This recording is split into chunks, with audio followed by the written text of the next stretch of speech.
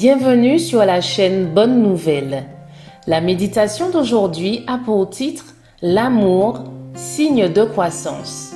Philippiens 1, versets 9 et 10 nous dit « Et ce que je demande dans mes prières, c'est que votre amour augmente de plus en plus en connaissance et en pleine intelligence pour le discernement des choses meilleures.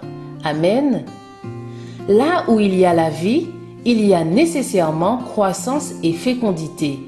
Si nous ne grandissons pas en grâce, notre vie spirituelle sera amoindrie, maladive et stérile. Ce n'est que lorsque nous croissons et portons du fruit que nous accomplissons la volonté de Dieu à notre égard. Si vous portez beaucoup de fruits, c'est ainsi que mon Père sera glorifié et que vous serez mes disciples, nous dit Jean 15, verset 8. Pour porter beaucoup de fruits, il faut faire valoir nos privilèges et saisir toutes les occasions qui nous sont offertes afin d'accroître notre force. Il est prévu pour tout être humain un caractère pur et noble avec d'immenses possibilités. Beaucoup cependant ne désirent pas sincèrement acquérir un tel caractère. Ils ne veulent pas se séparer du mal, ce qui leur permettrait d'obtenir le bien. Ils ne peuvent grandir. L'une des lois divines de la croissance est le service. La force croît lorsqu'elle est transmise à d'autres. L'âme bienfaisante sera rassasiée et celui qui arrose sera lui-même arrosé. Ce n'est pas seulement une promesse, c'est une loi.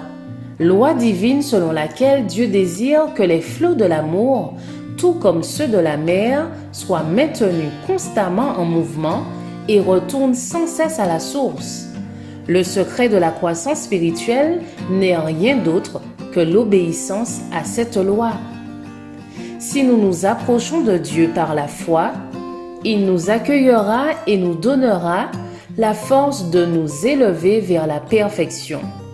Si nous faisons attention à ce qu'aucune de nos paroles et de nos actions ne déshonore celui qui nous fait confiance, si nous tirons parti de toutes les occasions qu'il nous offre, nous grandirons à la stature parfaite d'hommes et de femmes en Christ. Le Christ est-il révélé en nous? Faisons-nous tout ce qui est en notre pouvoir pour acquérir un corps qui résiste à la fatigue, un esprit qui regarde au-delà de soi et qui, aux prises avec de graves problèmes, sait en sortir victorieux, une volonté assez ferme pour résister au mal et défendre le bien? Crucifions-nous le moi?